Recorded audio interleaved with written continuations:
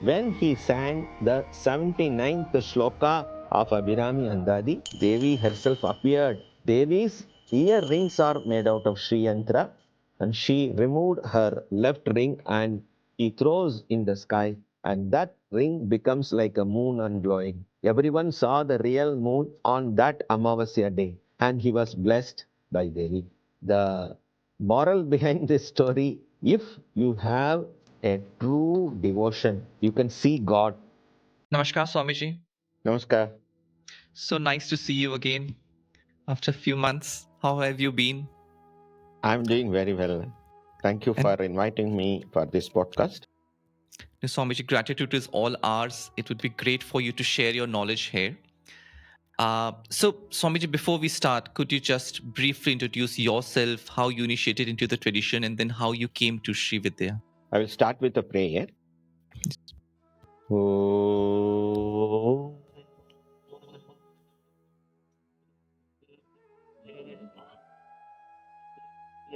Om Sahana Bhavatu Sahanau Bhunaktu Sahaviryam Karavavahe Tejasvinavaditamastu ma vidvishavahe. Om Shanti Shanti Shanti. Om Aim Hrim Shrim Om Shri Gurubhyo Namaha.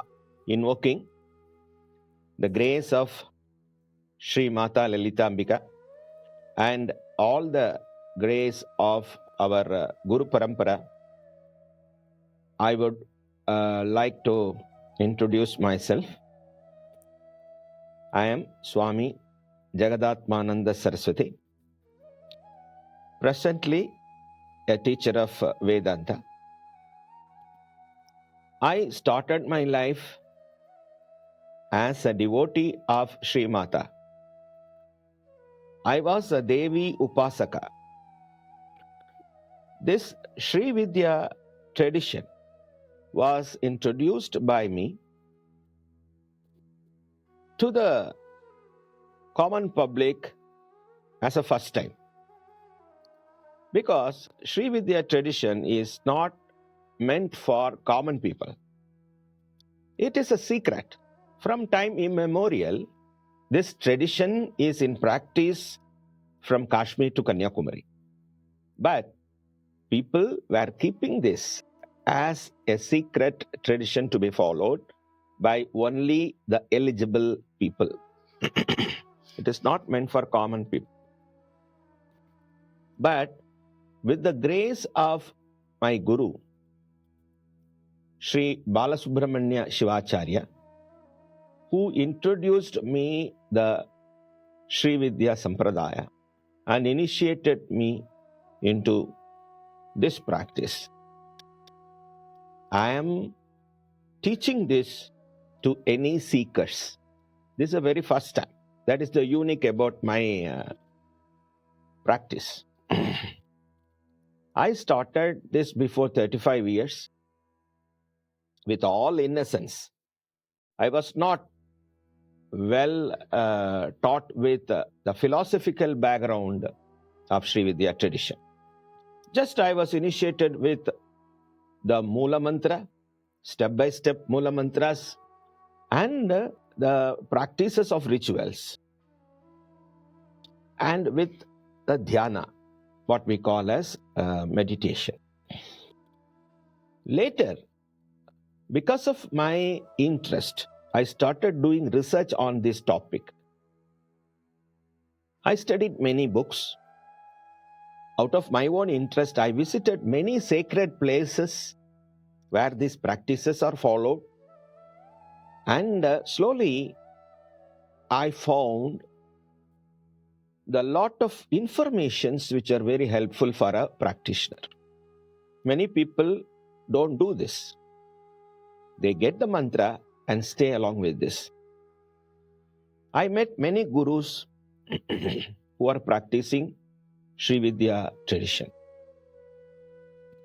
Now, I will brief about the background of this Sri Vidya tradition. Sri Vidya Sampradaya, people say it is pre-Vedic. And in my opinion, nothing can be pre-Vedic because Vedas are the prime factors which came along with the Srishti. When the Srishti happened, Vedas emerged. So nothing can be pre-Vedic. So I can say Sri Vidya is also Vedic because it is nothing but Devi worship. Shakti Upasana. What is Shakti Upasana? Seeing God as the Divine Mother is one aspect. And another aspect is seeing everything as the manifestation of Divine Mother.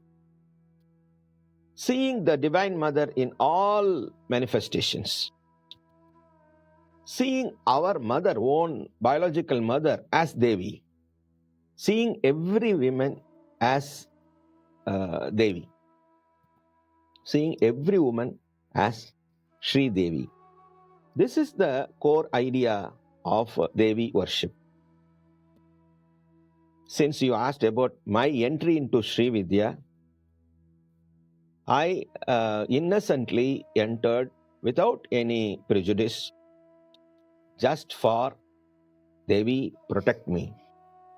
Mother protect me. Mother give me this. Mother give me that. As an ordinary devotee, I prayed Mother for my own welfare. Everyone needs health, wealth, and prosperity. So that must be the core prayer. With this intention, I started my prayer. But later, I came to know the nuances of this Sri Vidya tradition, and my Guru blessed me to teach this. In this, I came to know there are two paths. One is Kaulachara tradition, another is Samayachara tradition. Both traditions are appreciated by Lalita Sahasranama. Both traditions were in practice in India from time immemorial. But this tradition came to South India, particularly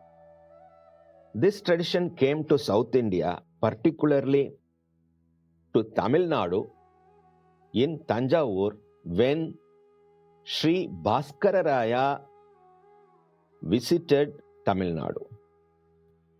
It is 1841 when Bhaskararaya entered into Tamil Nadu. It was 1841.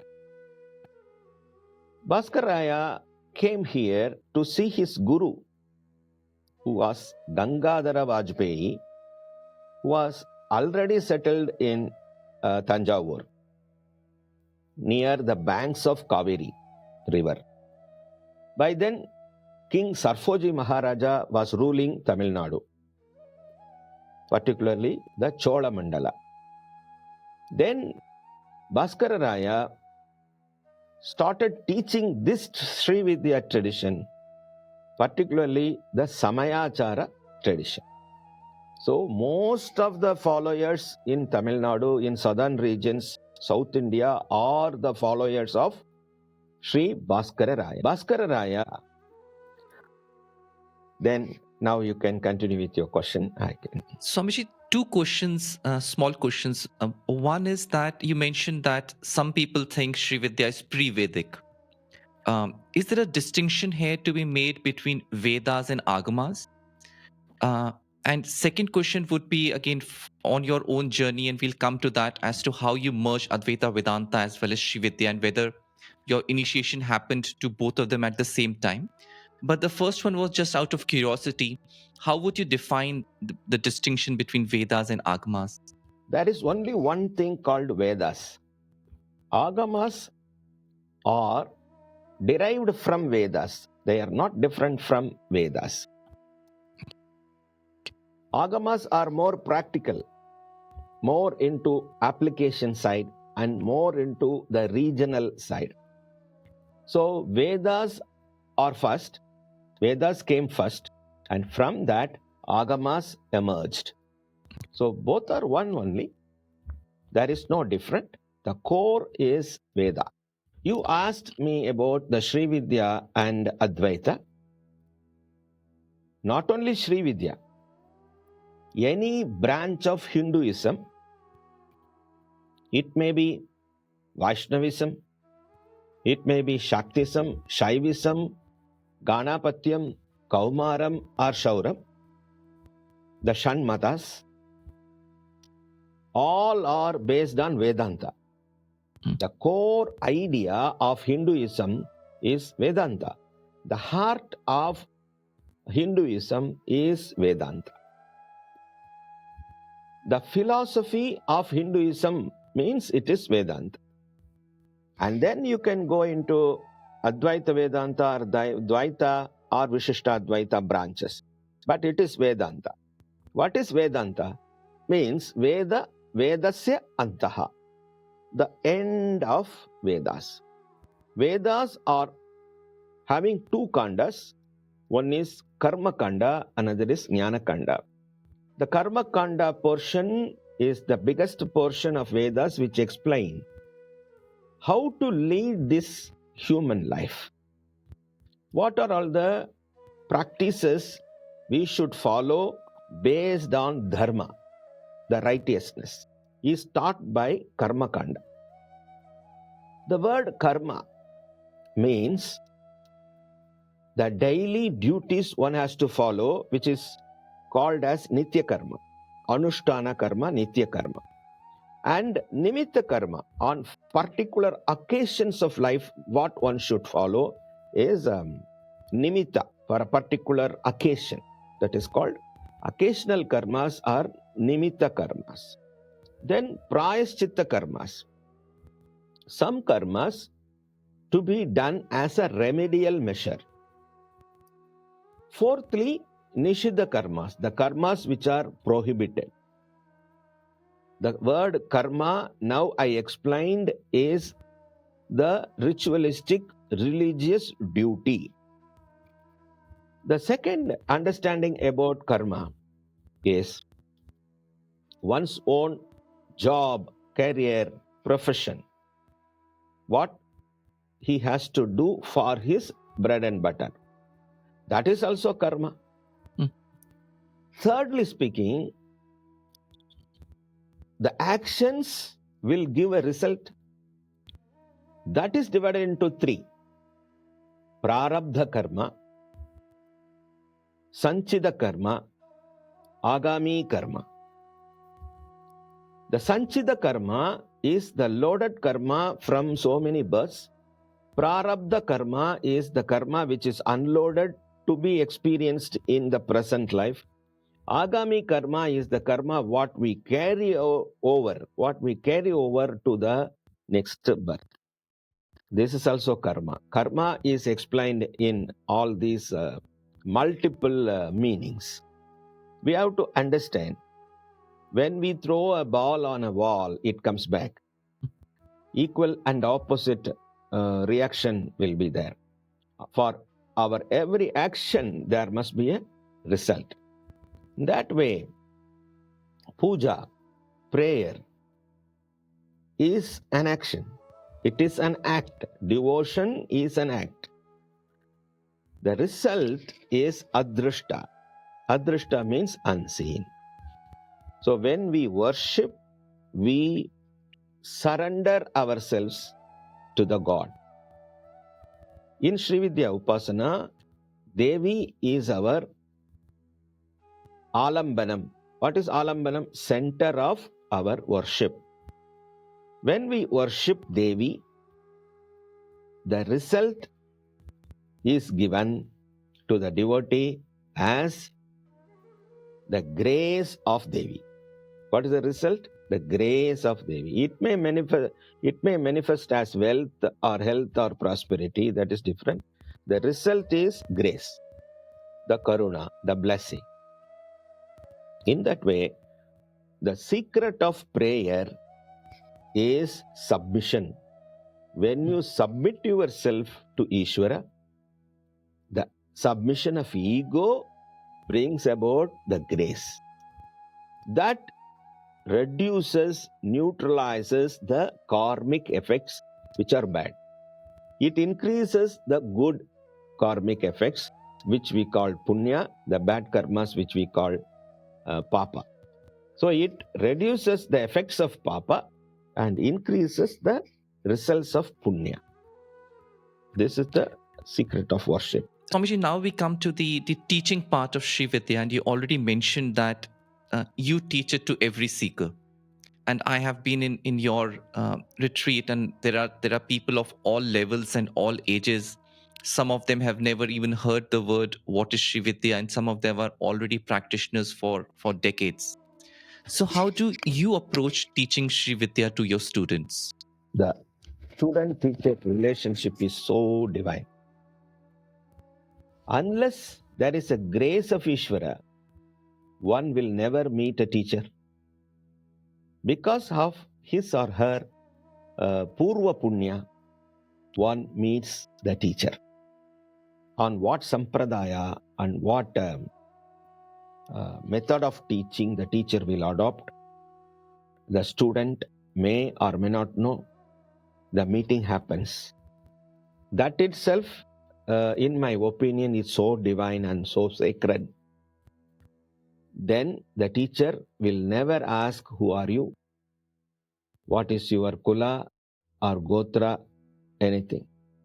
If the student requests the teacher humbly, as Arjuna requests Bhagavan Sri Krishna, please teach me. Only this is the expectation from the side of the teacher. Then the teacher will unfold the secret, what was taught to him by his teacher. So this parampara knowledge is transferred.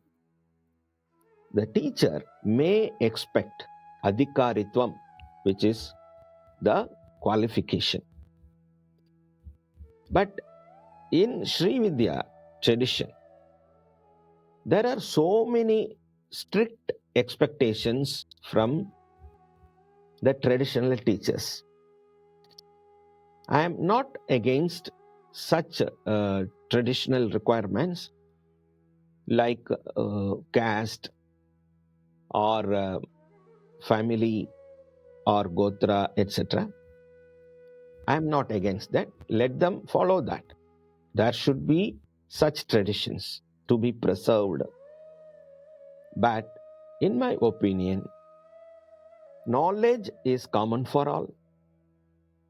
And only filter what I have is the grace of Devi. Only those who are blessed and permitted by Devi will approach me. All cannot approach me. And the Sri Vidya Mula Mantra itself is codified. No one can understand easily because it is well protected by codes. So it cannot be misused. If a devotee approaches me, Swamiji, I want to learn about Sri Vidya, but I don't know anything about Sri Vidya, I will think that Sakshat Sri Devi is in front of me. I will not see she or he as a person.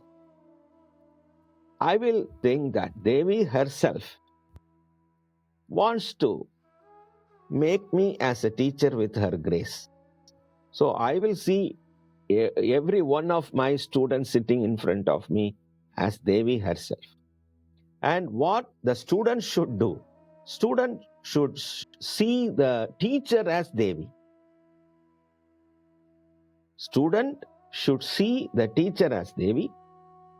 Teacher should see his student as Devi. With this divine approach, this transformation of knowledge happens with divine grace. This is the transformation happens because of the grace of Devi. This is my approach towards teaching. I will not expect any qualifications So to be you would proved by the student. so you would feel that Devi has pre-qualified anybody who reaches you. If a person is sitting in front of me and requesting, please teach me, I will think that Devi has sent this person. And Swamiji, while obviously we can't go into the exact teachings in a podcast, but in your mind, do you have steps that if anybody comes to me, this is the roadmap which I have to show them, or these are the steps which I have to tell them? Yeah. Basically, I am an academician. I have done my research in philosophy, starting from my MA, MPhil, finally ending with PhD, doctorate in philosophy from Madurai Kamaraj University. I think there should be a teaching methodology. That methodology has to be designed so as to suit every seeker. What is the level of the seeker? A common seeker. So that level, I have designed my course. We start with devotion. The first step is bhakti. As we see in Bhagavad Gita, bhakti yoga. Bhakti is the first step in spiritual seeking. From bhakti, we take them to dhyana, meditation. The second step is meditation. The third step, seeing everyone, everything as Devi. This is the attitude or karma yoga. The fourth one is jnana, the philosophical part. So I have designed this course into 4 levels as bhakti, bhakti yoga, dhyana yoga, karma yoga and jnana yoga. This is a best order taken from Bhagavad Gita. This suits well, this teaching methodology suits well for any sadhak. In bhakti, we start with Dvaita approach. The devotee always seeks the grace of Devi. Devi is different from him. So this is an external worship. Then the worship becomes internal when you travel to the next level, which is dhyana. So you close your eyes and bring Devi within, see Devi within and do the meditation. For this, we follow Kundalini Yoga. We invoke every chakras, Muladhara, Swadhisthana, Manipuraka, Anahata, Vishuddhi, Agnya, Sahasrara. We invoke Devi inside. And then the sadhak should not go away from the practical life. If he is a grihastha, he has to be a best grihastha. If he is a brahmachari, he should be the best brahmachari, the best householder. And Sri Vidya is not meant for sannyasis. Sri Vidya is meant for brahmacharis, grihastha dharma people only. The Upasana. There are only 3 margas, the karma, Upasana and jnana. So Upasana is the second level to karma. Once Upasana is completed, jnana will take place automatically. The right guru will give the Vedanta knowledge. This Upasana cultivates a person. It gives chitta shuddhi, purification of mind. The impurities of the mind are the obstacles to know that Aham Brahmasmi.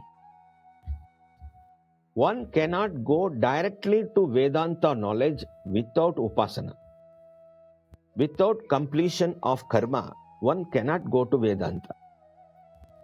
Now we see many people who directly go to Vedanta and study Advaita Vedanta, then they get confused and they are not able to understand the core philosophy of Vedanta. Why this happens?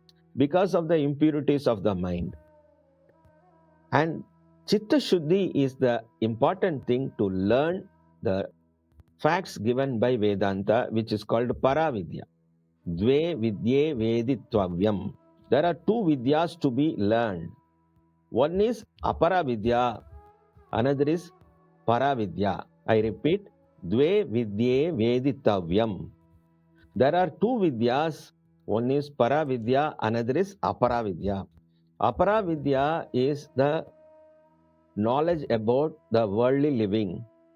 Paravidya is the self-realization. All are Aparavidyas. What are all the Aparavidyas? Shiksha, Kalpa, Nirukta, Chandas, Jyotisham, Vyakaranam. These 6 are called Vedangas, which are called Aparavidya as explained by Mundaka Upanishad. These 6 are very important to learn the ultimate knowledge. What is ultimate knowledge? Upanishad, the knowledge given by Upanishads. Upanishads are also Aparavidya, but the content of Upanishad, what a seeker receives within, understands within, that is called Paravidya. So Sri Vidya paves the way for one to understand Paravidya. So without this Upasana Marga, one cannot directly go to Paravidya. In my case, I did lakhs and lakhs of japa, Sri Vidya mantra. I did lakhs and lakhs of Sri Vidya mantra japas. I did Lalita Sahasranama chantings 10 lakhs time. I did Gayatri mantra 5 lakhs time. So like this, when I was doing, one day I was blessed to see Pujya Swamiji, who is my Vedanta Guru. I think that it is the Devi's grace which took me to the right Guru. Yes, Swamiji. Coming back to the teaching part, Swamiji, so you mentioned that you feel that anybody who has come to you is already coming by the grace of Devi. You also mentioned that since you're an academician, you have a roadmap to follow with different steps, and you feel that is the best for any seeker. But when people come to you, are there certain common misconceptions which they already have in their minds when they come to you and they're thinking, okay, this is what Sri Vidya is and this is what I want to learn? Yes. I would like to share an interesting experience. I received a call from a student and he was asking about Diksha. He asked me, Swamiji, will you give Diksha? Yes, I give Diksha at the end of the course, I told. How will you give Diksha? He asked. Yes, after completion of the course, we all will sit together and one by one I will give Diksha, I told. He asked, in front of everyone? Yes, in front of everyone. Why? What is the problem? I asked. Then he said, Swamiji, I heard that one has to come in nudity to receive Diksha. How I can come in front of everyone without any dress? He asked. This is the misconception. So you need not come without any dress. You should come without ahankara. That is the symbolism. Nirvana means not removing the dress. You should remove ahankara. That is the meaning. But someone has told him that you have to go in nudity towards your Guru. Yes, it is happening in sannyasa. The symbolism of nudity is the detachment. But in Sri Vidya, this is sacrifice. sacrificing yourself, submitting yourself totally to Devi. The Sharira attachment, Bandha, Sharira Bandha, or the material Bandha, or any relationship, you are submitting to Devi. Because you see everyone as Devi. After Sri Vidya initiation, for a sadhak, everything is Devi's form of Devi only. So such misconceptions are there. And some people follow the Panchamakaras.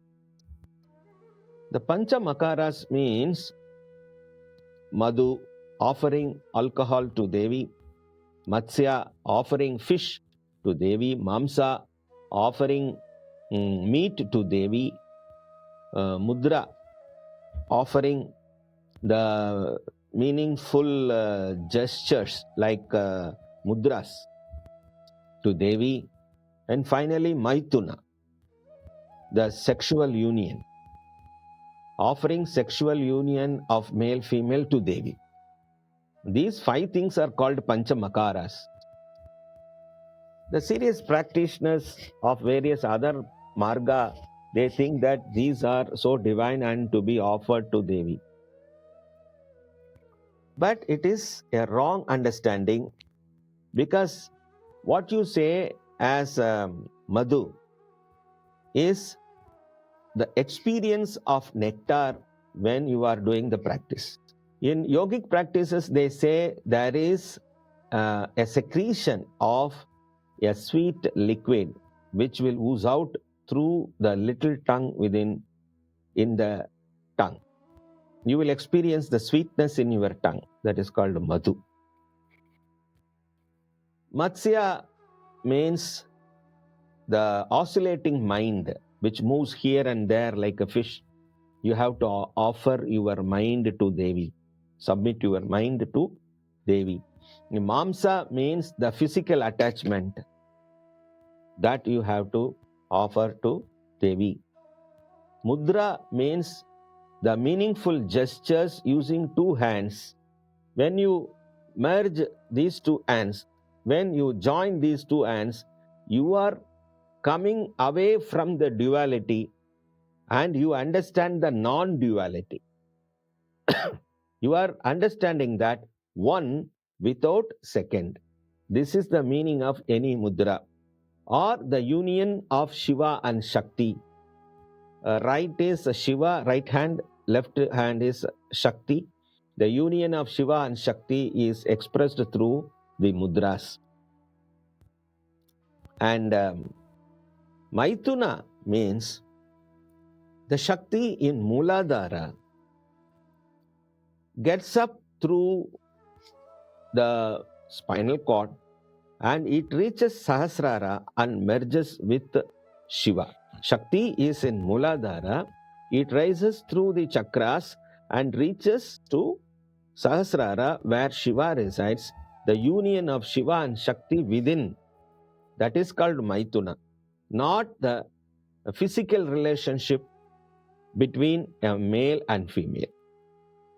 These are all some misconceptions, and we have to, the misconceptions, we have to understand in a philosophical way. Swamiji, could you also discuss the importance of rituals in Sri Vidya Upasana and the various pujas, Yes. and how do they figure into your teaching, plus how do they figure into the daily practices? Definitely, the rituals are important. The worship of Ganesha, the worship of the Guru's Paduka, Guru Paduka, and worship of Lord Shiva and Mahavishnu, and Surya Dhyana, Surya Puja. All these are very important before entering into Devi Puja. So there are various steps. We follow a text called Sri Vidya Saparya Vasana. In that, all these Nava Avarana Pujas are explained. In Sri Vidya, the material what we require for puja is Sri Yantra. It is available in 2 dimension and 3 dimension as Mahameru.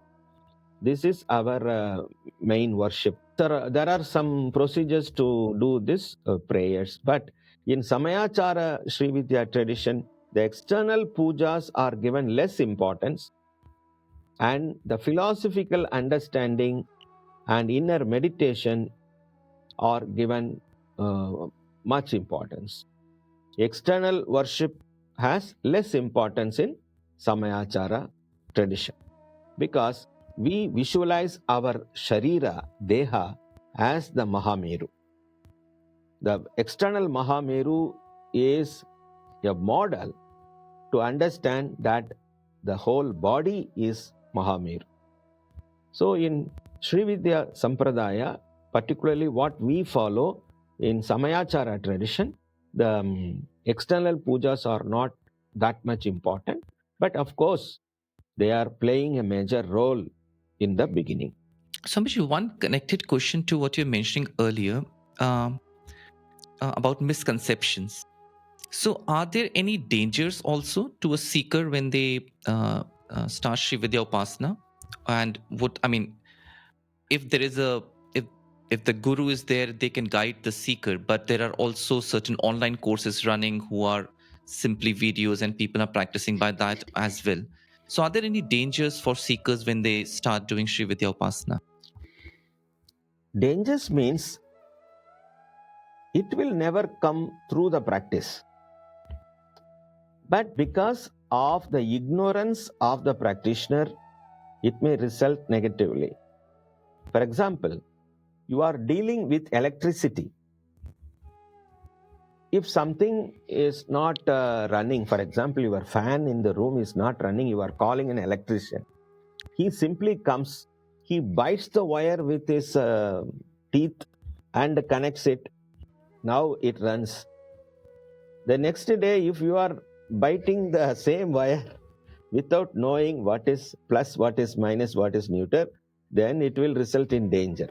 Like that, if you are able to deal with proper guidance, anything will not do harm. But if you are not aware of certain rules and procedures, then it will harm. It is not the mistake from the part of the upasana, but from the act of the self towards the upasana, there can be some negative results. With this understanding, now we should approach the Sri Vidya Upasana. No one should practice Sri Vidya without a proper guru. Only through a guru, and the guru should come from a tradition, one can practice Sri Vidya Upasana. This is number one. Without a guru, Sri Vidya Upasana should not be taken up. Number two, you should know what is the sampradaya followed by that particular guru, whether it is Kaulachara or Dakshinachara or Keralachara. So many acharas are there, Samayachara, etc. And for us, we follow the sampradaya of Samayachara tradition taught by Sri Bhaskara Raya. One should understand what is the text we have to follow. What we follow for the ritualistic part is Sri Vidya Samparyavasana. For the philosophical part, Varivasya Rahasya, written by Bhaskara Raya, the philosophical part. And for the Dhyana part also, Varivasya Rahasya. Like this, what are all the texts? Saubhakya Bhaskaram, written by Bhaskara Raya, the Bhashyam of Lalita Sahasranama. So all this knowledge you should have. Then it will not hurt you or harm you in any way. Yes, Swamiji, because I remember in our retreat, you also showed that how some people are making Sri Yantra in the form of a pyramid. And yeah, Mahameru was wrongly understood as pyramid. The pyramid is a negative one which is available in the deserts. Mahameru is in the form of the Gopuram, the Vimanam, which are available in the temples. So, Swamiji, you mentioned Chit Shuddhi, you mentioned all this path and seeing the world as a manifestation of Devi. But one thing which often the seekers who come to you, and you said that, I mean, they all do their jobs, they all work in professional lives, they have relationships, everything works. So, how do people integrate the teachings of Sri Vidya into their daily lives? How can they more easily do that without becoming completely secluded or becoming simply impractical? The right understanding. The requirement is right understanding, which leads to a life without guilty. Mm. One has to come out of guilty consciousness. That is very important. So it makes you so pure. When you become so pure, you will think that I should keep away myself from the common world. This is the wrong approach. One should lead a common life without any prejudice. At the same time, he is not the body. The purity of body is required, but at the same time, the purity of the mind is very, very important than the purity of the body. I don't say you don't purify your body and purify your mind. But when you compare these two, purity of body, purity of mind, which is more important? Purity of mind is more important. So acceptance, tolerance, accommodation are the values to be followed by a practitioner, because he sees everyone and everything as Devi. There is no good and bad for him. He accepts everyone with all love and compassion of the mother. One has to develop love and compassion like a mother. He should not develop hatred towards anything or anybody. And would you also have some tips for maintaining a consistent practice schedule? Because often what would happen is that after the retreat, right, everything takes over and then Yes, the yes, practice yes, slips away. sure.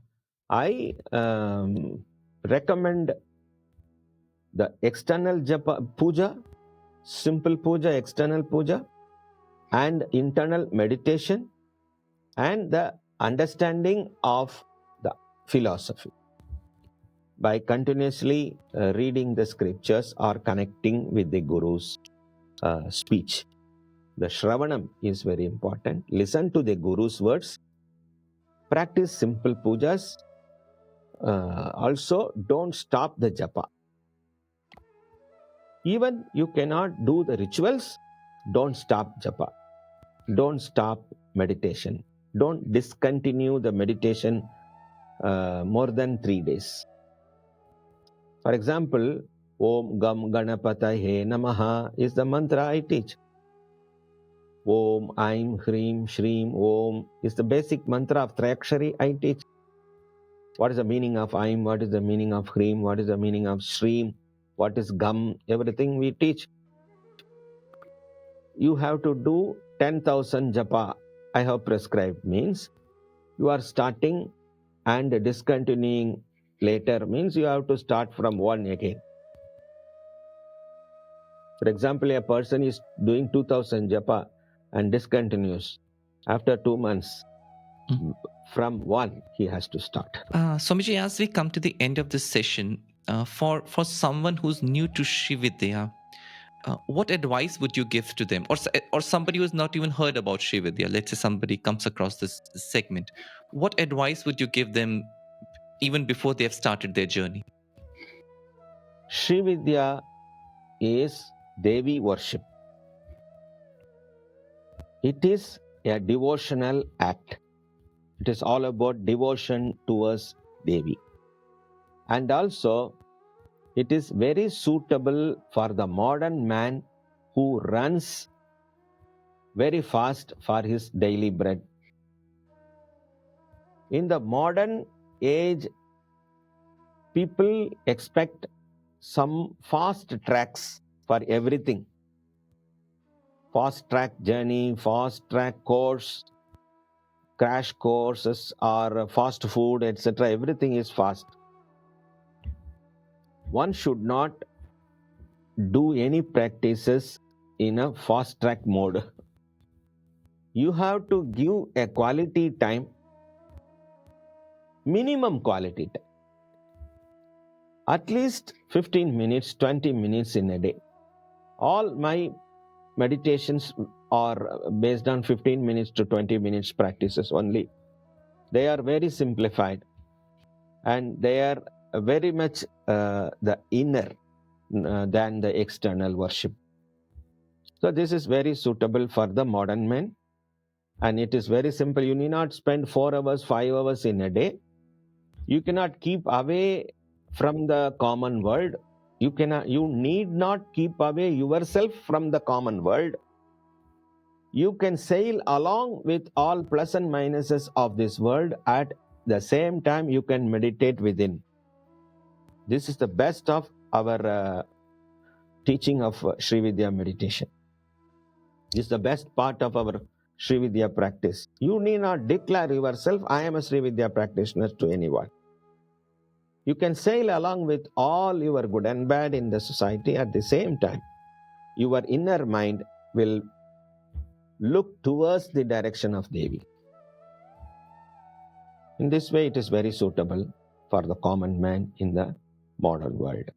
So this can give you health, this can give you knowledge, this can liberate you from your problems. Sri Vidya is the only solution for all your problems. This is the best method to be practiced.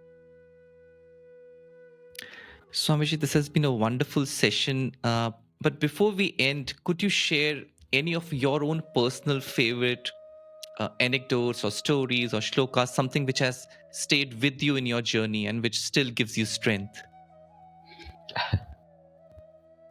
Always I refer Abhirami Andadi, a Tamil text. Abhirami Andadi is not a story. It is a real story happened in a temple in Tamil Nadu, which is situated near Kumbakonam, and the place is Tirukadayur. There an Upasaka lived. His name was Subramanyam. He was a Sri Vidya Sadak and a very serious Sadak who was worshipping, meditating Sri Lalita Mahatiripura Sundari in the form of Abhirami. One day, he went into the temple and sat in front of the sanctum sanctorum, and he went into the meditation. He went into deep meditation and he forgot himself. It happened to be a Amavasya, no moon day in the month of Makara Masa. Then the king enters into the temple. The Sarfoji Maharaja, who was the then ruler of Tanjavur, he enters into the temple and he saw this person sitting in front of Devi and not getting up, giving respect to him. The king got angry and he wanted to test this fellow who is sitting in front of the Devi without any movement. And he touched his shoulder and asked, what is the tithi today? What is the tithi today? That tithi was Amavasya. But Abhirama Bhatta said, today is Paurnami, full moon day, he said, because he was visualizing Devi in a brightest glowing form. In a brilliant glowing Devi was in front of him. He could not say this is no moon day. He said, today is Purnima. King got angry as though he is ridiculing him. Today is Amavasya. This fellow is saying that today is Paurnami.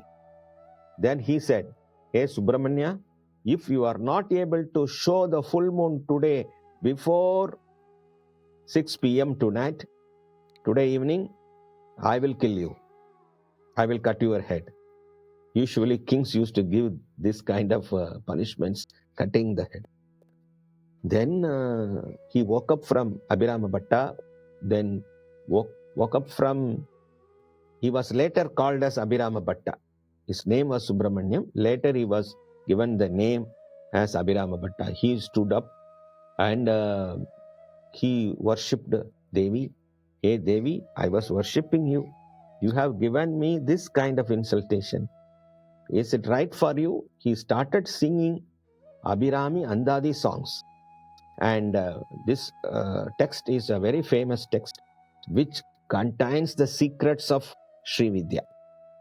Lot of secret techniques and philosophical views are there inbuilt in this Abhirami Andadi. He made him to hang above the fire. He was hanging above the fire in a plank, and which was tied with 100 ropes. There was a plank above the fire and it was hanging with 100 ropes. He started cutting one rope by one rope after singing each songs. The plank was coming slowly down towards the fire. If he cuts the 100th rope, it will fall down into the fire and he will be burnt. This is the situation. When he sang the 79th shloka of Abhirami Andadi, Devi herself appeared in front of him. Devi's earrings are made out of Sri Yantra, and she removed her left ring and he throws in the sky, and that ring becomes like a moon and glowing. Everyone saw the real moon on that Amavasya day, and he was blessed by Devi. The king realized his mistake.